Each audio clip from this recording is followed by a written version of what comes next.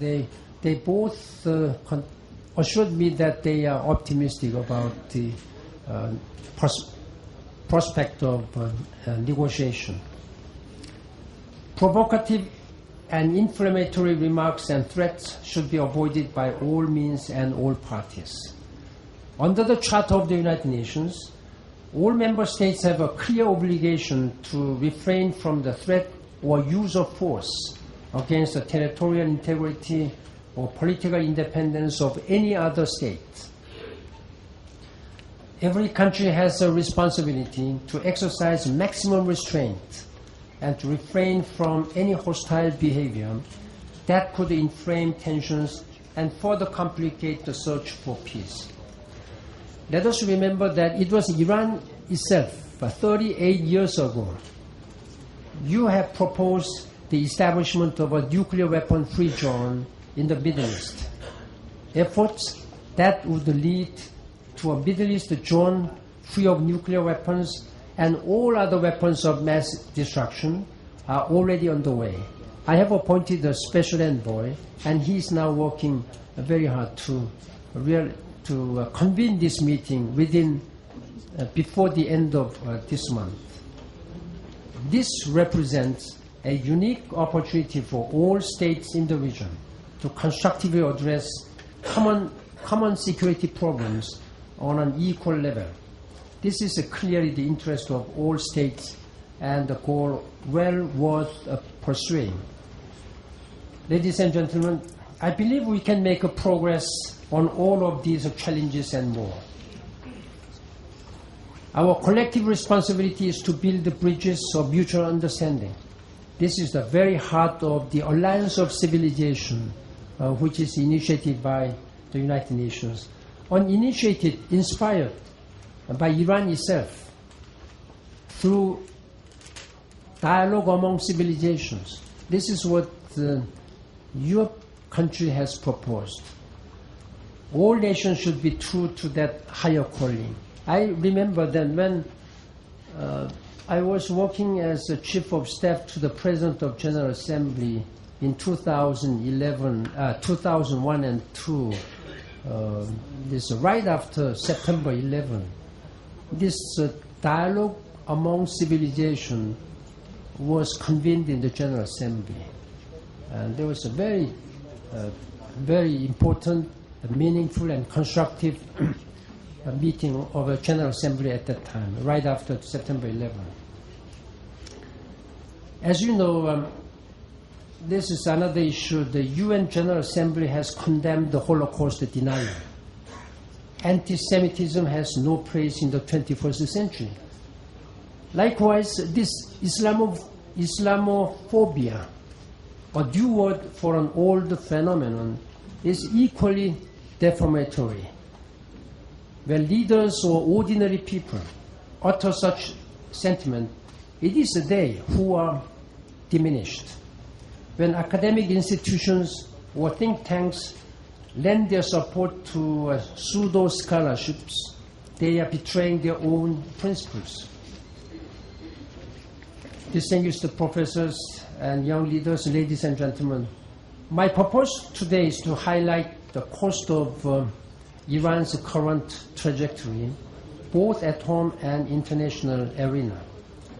Any country at odds with the international community is one that denies itself much needed investment and finds itself isolated from the thrust of common progress. Any country at odds with itself deprives itself of its people's energy and goodwill and sets the stage for future instability. I understand that Iran has suffered at the hands of external actors. You went through a terrible war with your neighbor. You have felt unduly singled out. But I also know that you can overcome the current difficulties and build a better future. At the entrance of the United Nations, there is a magnificent carpet. I think the largest carpet this United Nations has. That adorns the wall of the United Nations, a gift from the people of Iran. Alongside it, are the wonderful words of that great Persian poet, Sadi. I quote, "All human beings are members of one frame, since all at first from the same essence came. When time afflicts a limb with pain, the other limbs at rest cannot remain. If thou feel not for others' misery, a human being is no name for thee." And this end of quote. This wise counsel is as relevant today as when it was written nearly 800 years ago. One thing I am very proud of is that the Iranian government has been making a tradition to provide the very nicely woven carpet portrait of Secretaries General of the United Nations, starting from Triglavi, First Secretary General, up to me. And I always feel very proud whenever I see this portrait of myself. It looks much more handsome than I am, in fact. And I really thank you for that nice gift. But it's not to me, but to the United Nations. It will be there as long as United Nations exist. And I thank you very much.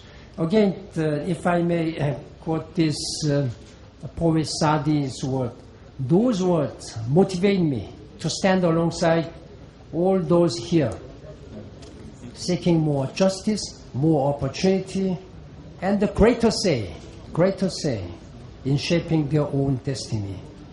Ladies and gentlemen, let us all, most of all, make constructive contributions to global problem solving at a time of such profound challenge and change. I thank you very much for your attention. Thank you.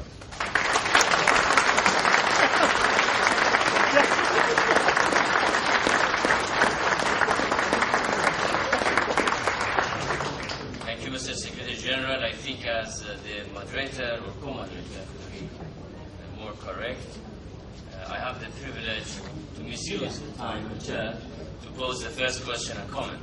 And I have to say, we of course have some points of agreement and disagreement, but Your Excellency, you refer to Iranian carpets. Iranian carpets, as you have seen your own portrait in the United Nations, are full of knots, millions of knots, millions and millions. They are very complicated, but at the end, they are very beautiful. I think the same is Iranian culture, Iranian society, and all which relates to this particular society. It is not a simple society at all. It is very complicated. And it is absolutely, I have to say, erroneous if you equate the totality of Iran to few issues of Western concern. That is nuclear issue, or human rights, or issues related to the Middle East. I think this simplification and this equation, equating all the Iranian politics, society, complexity with few simple issues. I'm sorry, since you said we have to encourage, and I came to this conclusion that you are a good professor, because as a professor I encourage my students, and you encourage Iranian people, so I have to also encourage you to really pay to this attention and this fact that this society is very more complicated in its geography, its revolution, its politics, and every dimension of life. This is my comment. My question actually relates to the portrait of you in the United Nations, what you said. You know, I teach a course on the history of United Nations, and some of my students are here. And we look a biographical, chronological perspective of United Nations, and we study all the Secretary Generals from the beginning till now.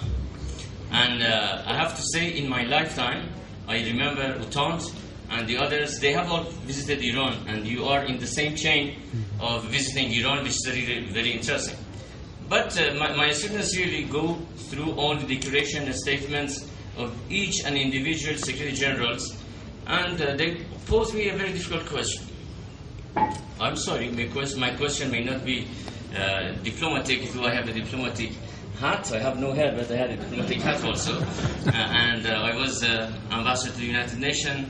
My question, my students tell me, look, Mr. Ban Ki-moon's statements, when we read, it's very hard to somehow show how it's different from, for example, Secretary of State of United States, because it's the most let's say, professed statements we have heard from Secretary General. So I'm sorry for my impolite, but actually my student's question.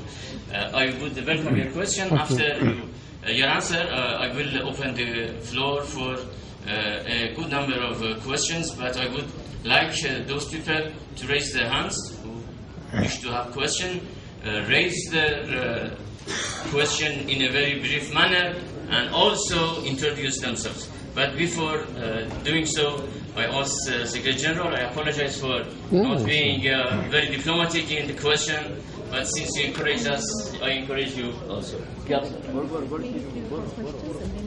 Yes, but let me have this question and then How much time do we have? Yeah. Please.